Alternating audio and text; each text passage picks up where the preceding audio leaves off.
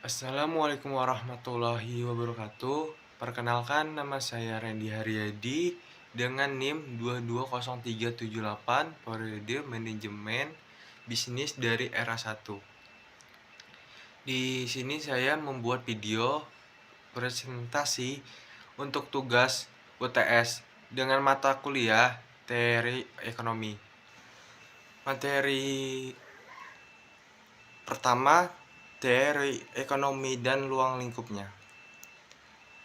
Pengertian ekonomi secara umumnya bahwa ekonomi adalah sebuah bidang kajian tentang pengurus sumber daya material, individu, masyarakat, dan negara untuk meningkatkan kesejahteraan hidup manusia.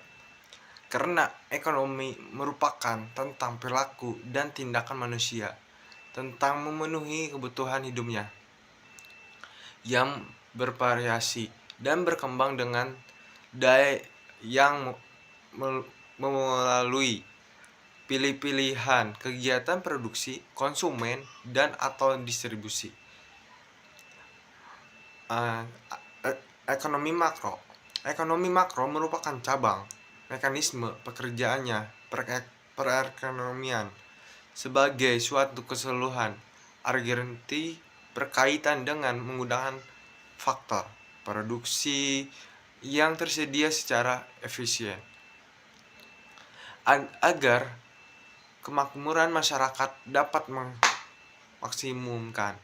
Apabila yang dibicarakan masalah produsen, maka yang dianaliskan produsen secara keseluruhan. Demikian halnya jika konsumen, maka yang dianalis adalah seluruh konsumen dan mekalokasinya.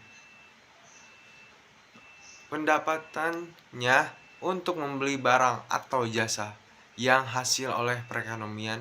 Demikian juga dengan variabel permintaan, penawaran perusahaan, harga, dan sebagainya.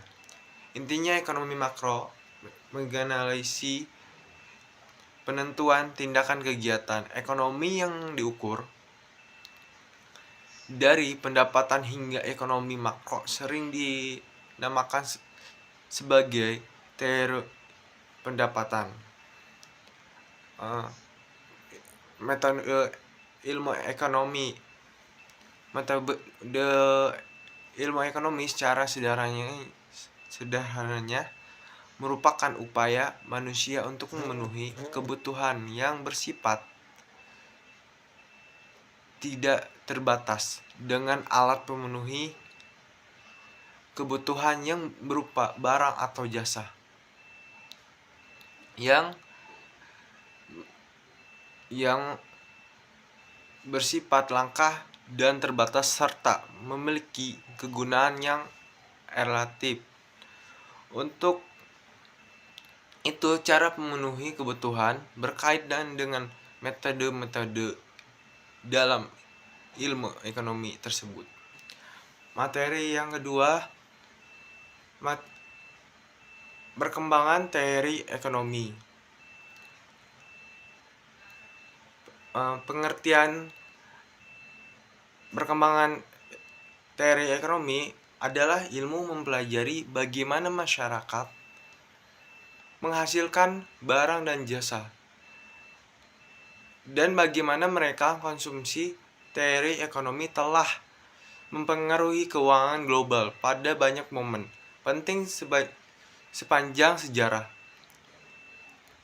dan merupakan faktor integral dalam kehidupan kita sehari-hari. Namun, asumsi yang memadu studi ilmu ekonomi telah berubah secara dramatis sepanjang sejarah. Berikut sejarah pemikiran ekonomi, perkembangan ekonomi, dan era digital.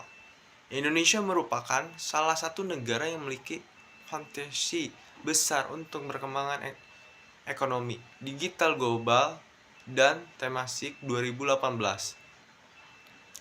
Hasil penelitian menyebutkan bahwa salah satu hal yang mendukung perkembangan internet ekonomi di Indonesia adalah banyak jumlah menggunakan internet di Indonesia. Berupa fakta lain mendukung perkembangan ekonomi digital di Indonesia antara lain sebagai berikut. McKinsey and Company 2018. Indonesia diperkirakan memiliki pasar perdagangan online sebesar 5 miliar. Untuk perdagangan online formal dan lebih dari 3 miliar untuk perdagangan online informal. Indonesia diperkirakan memiliki 30 juta pembelian online pada tahun 2017 dengan total populasi sekitar 260 juta jiwa. Materi yang ketiga, elastisitas permintaan dan penawaran adalah suatu atau konsep yang digunakan untuk mengukur derajat kepekaan atau respon perubahan, jumlah atau kualitas barang yang dibeli akibat perubahan faktor yang dipengaruhi. Dalam hal ini pada dasar ada 3 variabel. Pertama yang dipengaruhi maka dikenal 3 elastisitas permintaan, yaitu elastisitas harga permintaan, elastisitas silang, dan elastisitas pendapatan. Untuk elastisitas harga permintaan, elastisitas harga permintaan adalah derajat kepekaan atau respon jumlah permintaan akibat perubahan harga barang, atau dengan kata lain merupakan perbandingan dari pada frekuensi berubah jumlah barang yang diminta dengan frekuensi berubah dengan harga pasar sesuai hukum permintaan, di mana jika harga naik maka kualitas akan turun dan sebaliknya. Dalam elastisitas harga permintaan lebih dinyatakan sebagai elastisitas permintaan nilai perbandingan antara frekuensi berubah jumlah. Demikian dengan frekuensi berubah harga disebut koefisien elastisitas permintaan. Yang kedua, elastisitas silang. Elastisitas silang yaitu konvensional yang menunjukkan sampai di mana besar perubahan permintaan terhadap suatu barang apabila terjadi perubahan harga barang. Elastisitas permintaan silang dengan ringkasan elastisitas silang apabila perubahan harga Y menyebabkan permintaan barang X berubah, maka sifat berhubungan di antara kedua digambarkan oleh elastisitas silang. Besar elastisitas silang tanda kutip tutup kurung ES dapat dihitung berdasarkan pada rumus E sama dengan perubahan permintaan perubahan harga barang lain, atau berubah harga suatu barang yang mengakibatkan pergeseran permintaan kepada produk lain, maka elastisitas silang tanda kutip tutup kurung XY adalah merupakan presentasi elastisitas pendapatan.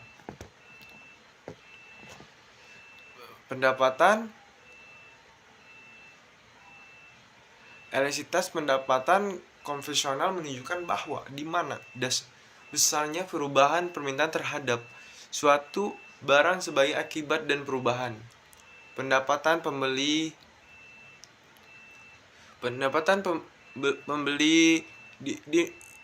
dinamakan elastisitas penerimaan. pendapatan atau secara ringkasnya elastisitas pendapatan. Besarnya pendapatan tanda kutip EE dapat ditentukan dengan rumus berikut. Rumusnya perubahan permintaan 0%, perubahan pendapatan apabila yang diminta maka tanda elastisitas tersebut positif, dan barang yang diminta disebut barang normal atau severe bila kenaikan dalam pendapatan tersebut mengakibatkan berkurangnya jumlah suatu barang yang diminta, maka tanda elastisitas terhadap barang disebut adalah negatif dan barang disebut dengan barang internal atau given. Materi yang keempat, teori perilaku konsumen. Pengertiannya yaitu proses yang dilalui oleh seseorang atau organisasi dalam mencari, membeli, menggunakan, mengevaluasi, dan membuat produk atau jasa setelah dikonsumsi. Untuk memenuhi kebutuhan, perilaku konsumen akan diperhatikan dalam beberapa tahap, yaitu tahap yang sebelum pembelian dan setelah pembelian.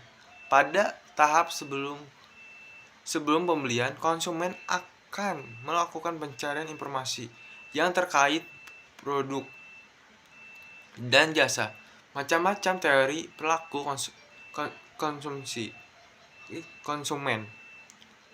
Yang pertama, teori ekonomi makro. Teori ini menganggapan bahwa setiap konsumen akan berusaha memperoleh kepuasan maksimal.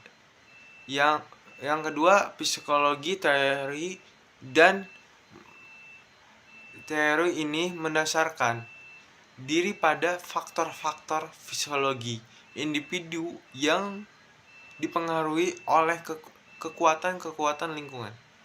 Untuk yang ketiga, teori antropologis. Teori ini juga menerapkan perilaku pembelian dari suatu kelompok masyarakat yang ruang lingkup sangat luas, seperti kebudayaan, kelas-kelas sosial, dan sebagainya. Materi yang kelima, teori biaya dan penerimaan.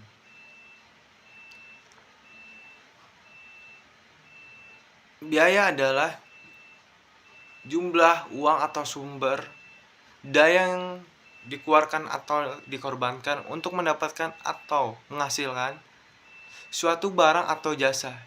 Ini mencakup semua pengeluaran dan terkait dengan proses produksi, distribusi, atau menyediakan barang-barang atau layanan tertentu. Biaya bisa terjadi sebagai elemen, termasuk bahan baku, tenaga kerja, overhead, biaya administrasi, biaya operasional, banyak lagi tergantung pada konsepnya. Biaya produksi pada melakukan suatu kegiatan usaha, setiap individu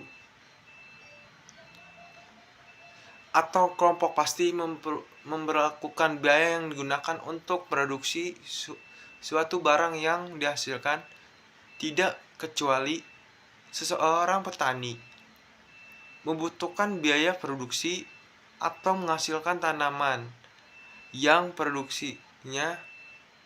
Biaya produksi yang dikeluarkan seorang petani selama melakukan kegiatan usaha tani antara lain untuk membayar biaya perawatan tanaman seperti pembelian obat pembasmi hama dan juga pupuk yang diproduksi petani. Teori biaya dan penerimaan. Teori biaya dan penerimaan adalah konsep-konsep dasar dan ekonomi yang digunakan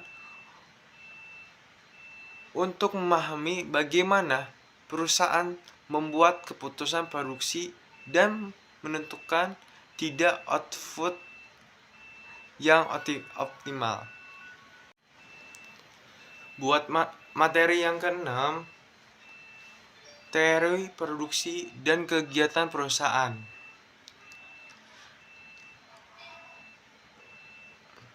Ya, bentuk-bentuk organisasi perubahan perusahaan adalah institusi atau lembaga yang menggunakan atau memanfaatkan dan mengorganisasikan faktor-faktor produksi untuk menghasilkan suatu barang-barang dan jasa-jasa. Untuk yang kedua, perusahaan intuja dan sudut teori ekonomi. Dalam teori ekonomi, pemisahan terpenting dalam menganalisikan kegiatan perusahaan adalah mereka yang akan melakukan kegiatan produksi samapi kepada tingkat di mana keuntungan mereka mencapai jumlah yang maksimum. Keuntungan atau kerugian adalah perbedaan hasil penjualan dan biaya produksi. Keuntungan diperoleh apabila ia menjual melebihi dari biaya produksi dan sebaliknya. Untuk fungsi produksi adalah hubungan teknis antara faktor produksi input dengan hasil produksi output. Secara matematis, hubungan teknis tersebut dapat ditulis output sama dengan F TK, M, T.S. Yang keempat, teori produksi dan suatu faktor. Perubahan teori produksi yang sederhana mengenal hubungan di antara tingkat produksi suatu barang dengan jumlah tenaga kerja yang digunakan untuk menghasilkan sebagai tingkat. Untuk melanjutkan tugas video materi yang pertama, teori ekonomi dan ruang lingkupnya. Ilmu ekonomi, ilmu yang mempelajari perilaku manusia dalam memilih dan menciptakan kemakmuran. Inti masalah ekonomi, ada tidak keseimbangan antara kebutuhan manusia tidak terbatas dengan alat pemulas kebutuhan yang jumlahnya terbatas. Kata ekonomi sendiri berasal dari kata Yunani aikon, yang berarti keluarga rumah tangga, dan nomos atau persatuan hukum rumah tangga. Sementara yang dimaksud dengan ahli ekonomi atau ekonomi adalah orang menggunakan konsep ekonomi dan data dalam bekerja secara fundamental dan historis.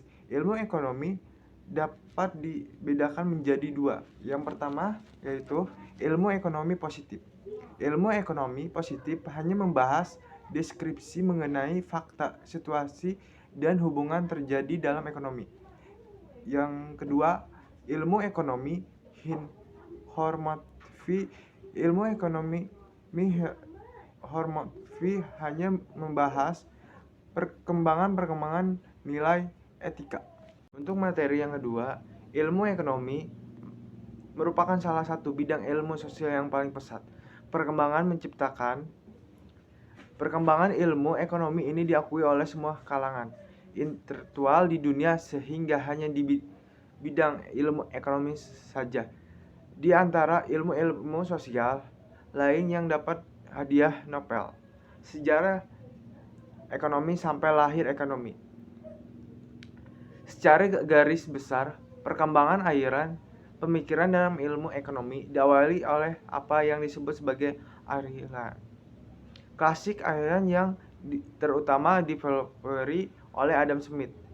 Ini menekan adanya invisible hand dalam mengatur pembagian sumber daya, dan oleh karena peran pemerintah menjadi sangat dibatasi karena akan mengganggu proses.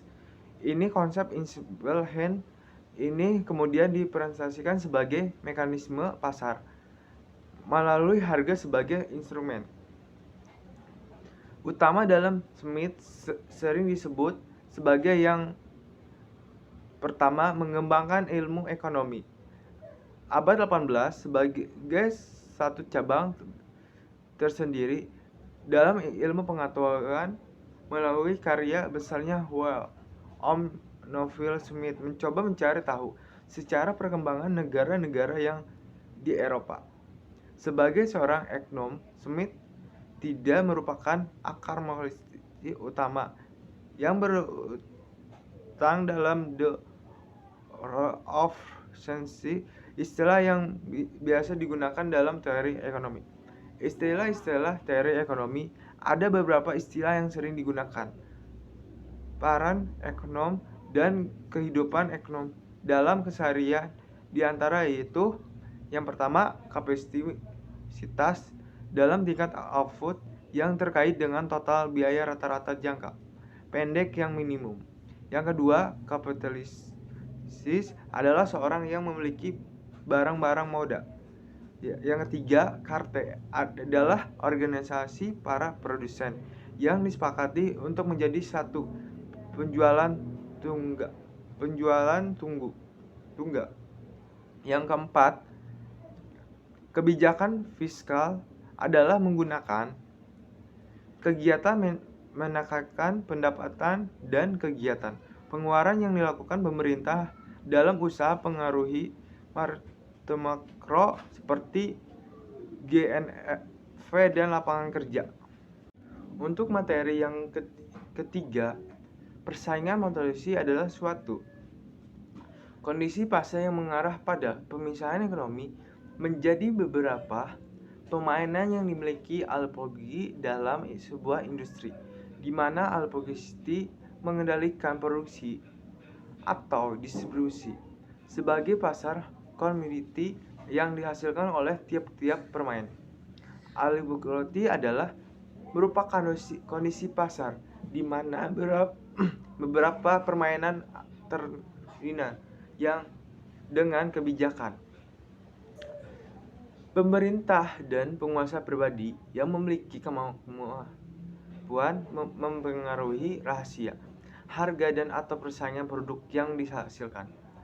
Bentuk persaingan monopolitas dalam diri sebagai suatu pasar, di mana terdapat banyak penjualan atau produsen yang produksi yang serupa, tetapi memiliki perbedaan tertentu di antara mereka. Kebebasan masuk dan keluar pasar, perusahaan menggunakan iklan, investasi produk atau menarik konsumen.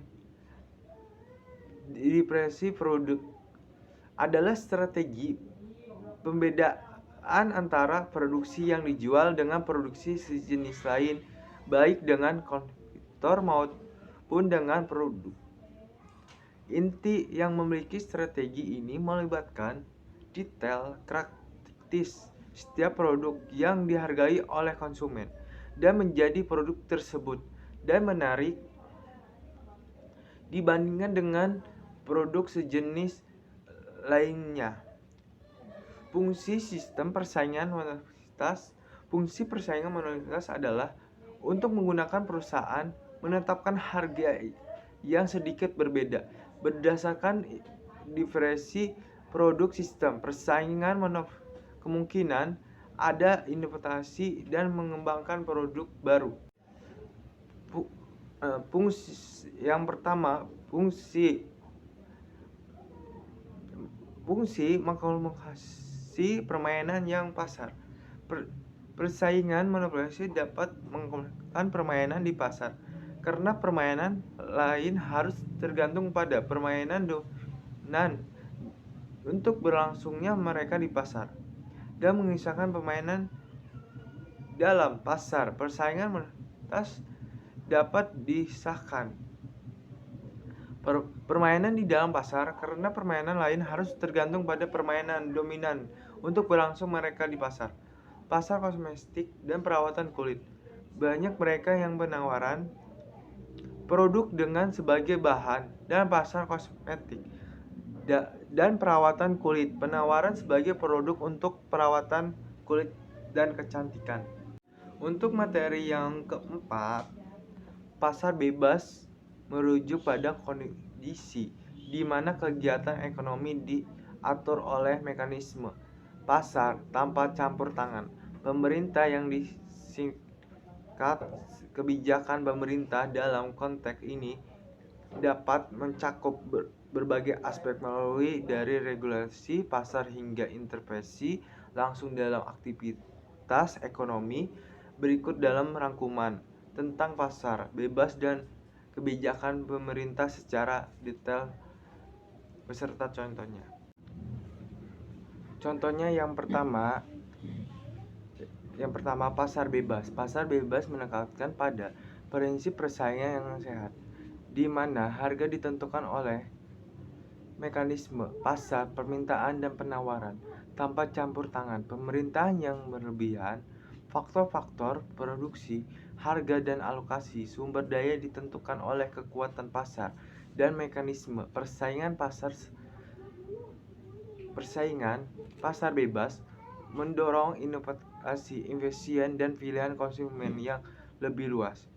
Yang kedua, kebijakan pemerintah. Reguler pasar. Pemerintah dapat mengatur pasar untuk mencegah monopoli, memastikan transparansi dan melindungi konsumen dari praktik bisnis yang merugikan. Investasi fiskal. Pemerintahan dapat menggunakan kebijakan fiskal seperti pajak dan subsidi untuk mengatur distribusi pendapatan dan mengendalikan inflasi. Investasi moneter. Pemerintahan melalui bank sentral dapat mengatur suku bunga dan pasokan uang untuk mengendalikan inflasi dan pertumbuhan ekonomi. Untuk yang nomor 3, contoh pasar bebas dan kebijakan pemerintah. Pasar bebas. Amerika Serikat dikenal memiliki pasar relatif bebas dengan sedikit campur tangan pemerintah, dan aktivitas ekonomi perusahaan dapat bersaing secara bebas dalam menentukan harga dan strategi bisnis mereka. Kebijakan regulasi. Uni Eropa memiliki regulasi yang ketat terkait persaingan usaha untuk mencegah praktik monopoli dan oligopoli yang merugikan konsumen. Intervensi fiskal. Pemerintahan India melakukan distribusi pangan untuk membantu masyarakat yang kurang mampu.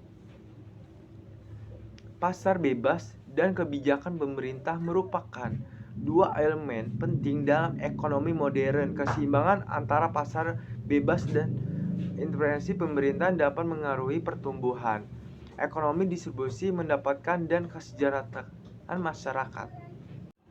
Untuk materi yang kelima, kebijakan fiskal dan kebijakan moneter merupakan dua instrumen utama yang digunakan oleh pemerintah dan bank sentral untuk mengatur aktivitas ekonomi suatu negara. Yang pertama, kebijakan fiskal. Kebijakan fiskal menunjukkan pada mengatur pendapatan dan pengeluaran pemerintah untuk mengaruhi aktivitas ekonomi. Instrumen utama kebijakan fiskal adalah perubahan dalam pajak dan pengeluaran pemerintah. Contoh kebijakan fiskal ekspansif adalah keturunan pajak untuk mendorong konsumen, pajak untuk mendorong konsumen dan investasi, serta meningkatkan pengeluaran pemerintah untuk memicu pertumbuhan ekonomi. Sebaliknya, kebijakan fiskal kontraksi melibatkan kenaikan pajak dan mengurangi pengeluaran pemerintah untuk mengendalikan inflasi dan defisit anggaran. Yang kedua, kebijakan moneter. Kebijakan moneter mengacu pada pengaturan pasokan uang dan suku bunga oleh bank sentral untuk mengendalikan inflasi, pertumbuhan ekonomi, dan stabilitas mata uang. Contoh kebijakan moneter ekspansi adalah menurunkan suku bunga untuk mendorong kebijakan dan investasi, serta meningkatkan pasokan uang untuk meningkatkan likuiditas. Di sisi lain, kebijakan moneter korektif melibatkan kenaikan suku bunga dan mengurangi pasokan uang untuk mengendalikan inflasi. Contoh kebijakan fiskal dan moneter. Kebijakan fiskal, pemerintahan Amerika Serikat melakukan paket stimulus fiskal yang meliputi memotong pajak dan program infrastruktur untuk merespon resesi ekonomi. Kebijakan moneter, Bank Sentral Eropa buka kurung ECB tutup kurung menetapkan suku bunga rendah, meluncurkan program pembelian obligasi untuk mengatasi masalah deflasi, merangsang pertumbuhan ekonomi.